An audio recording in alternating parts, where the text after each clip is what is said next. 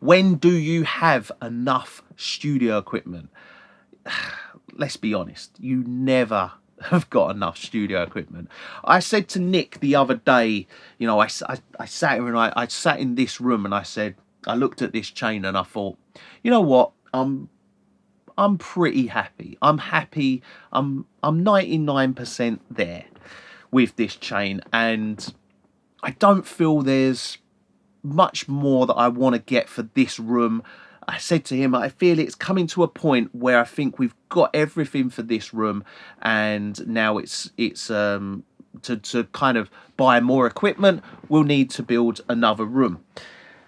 2 days later, I ordered Bell ADDA converters, an Avid MTRX, all for this room, a Buzz Audio REQ 2.2, SPL Gemini, God, what else? There's loads of other stuff. I mean, it was literally the day, like 2 days after saying that happened. And the reason I'm answering this question now is because I literally thought I was at the point where there wasn't much more to get.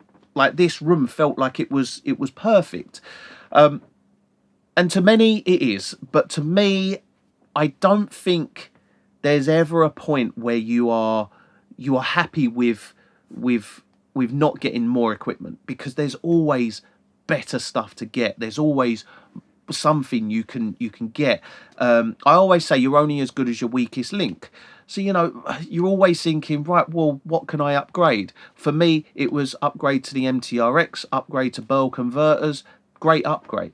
You know, upgrading my Thermos EQ, I'm going to upgrade that to a Buzz REQ 2.2. It's a great upgrade. There's always something you can upgrade. And, you know, so as someone who literally has kind of audio equipment coming out my ear holes, you know, it's you never get to a point where you have everything and you don't need to go out and get new stuff. You know, new equipment comes out.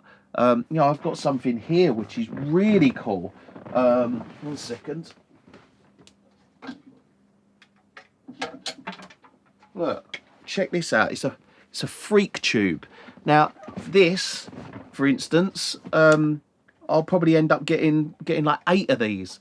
They're really, really cheap, and they've basically got 4 tubes inside.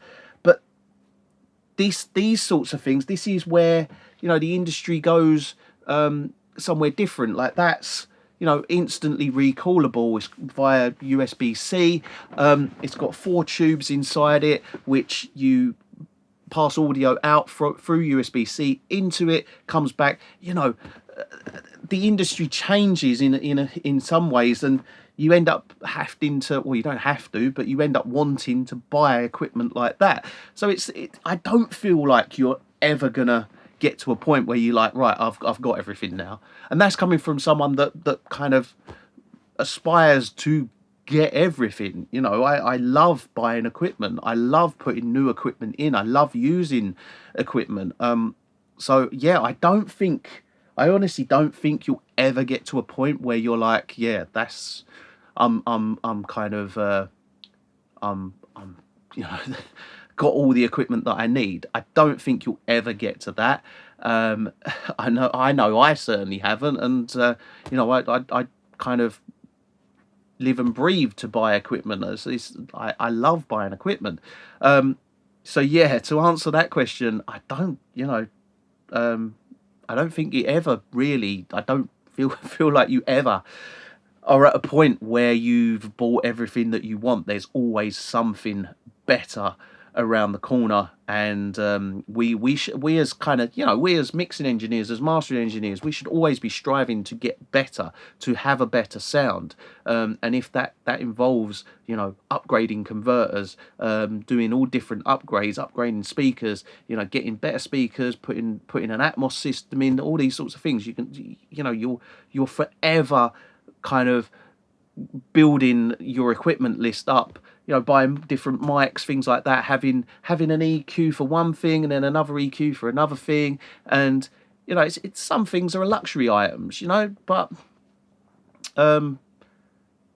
yeah, I honestly don't think you'll ever get to a point where you're like, yes, I have everything. So I thought I was there, and I'm clearly not.